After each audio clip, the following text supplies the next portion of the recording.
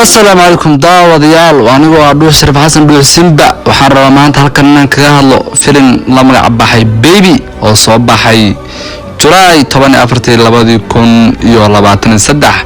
haddaba filimkan ayaa buuq badan dhaliyay kadib markii la daawaday qisada ku duugan filimkan ayaa waxa ka helay dhammaan dadka jooga caalamka filimkan ayaa bil ka hor soo baxay waxaana tiyaatarada Hindiya laga sii daayay July 14 jilayaasha filimkan hadii aan wax kaaga sheego magacyadooda waxa lagu magacaabaa aktarka Ananda Farakunda oo ku jirayo Ananda iyo Fashfani Jatenya oo ku jiraysa Fashfani halka uu ku jiro Firash Ashwin oo ku jirayo Firash waa ninka dheer ee aktarka atrishada ku qabsan doona waxa ku jira filimkan sidoo kale Kirat Sita oo ayadana ku jirayso Sita ku matali doonto filimkani kusuma ayaa ku jirto iyo Najandara Babu oo atrishada aabaheed ku matalaya Lalisha ayaa ku jirto oo atrishada hooyada matalaysa halka Harsha Jamundu uu ku jiro ninka buuran ee inta badan filmaanta lagu ka soo muuqdo Safiya ayaan ka maqnayn oo ah aktarka saaxiibkii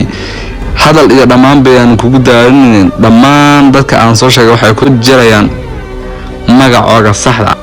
haddaba daawatay filimkan baby ee qabsaday saadaasha caalamka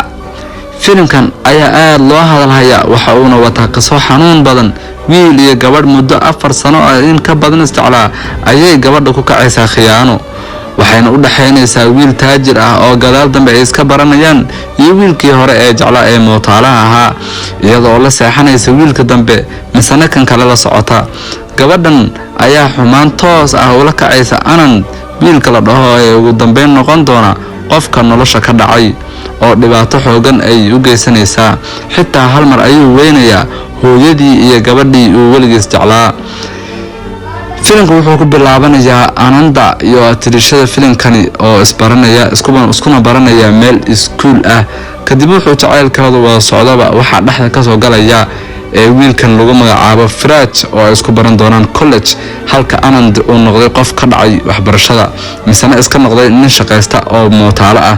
haddaba qisada filimka miyaan kaaga hor dhicin waxaad ka soo daawan karaysaa screen linkigana description-ka hoose ayaan idin soo dhigi doonaa insha Allah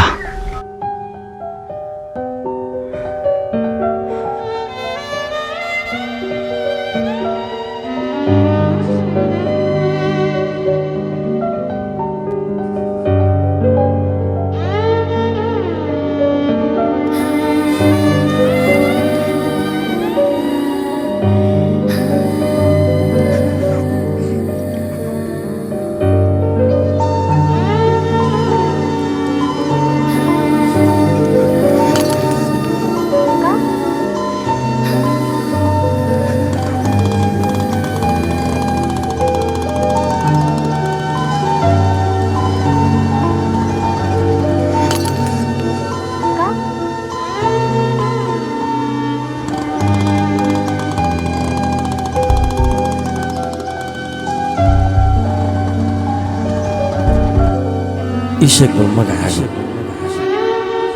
فشنبي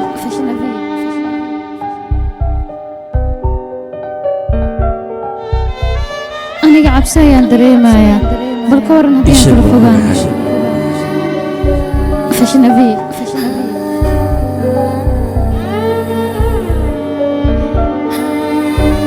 أنا قاعد بسيان دريمايا بالكورن هدين تلفوغان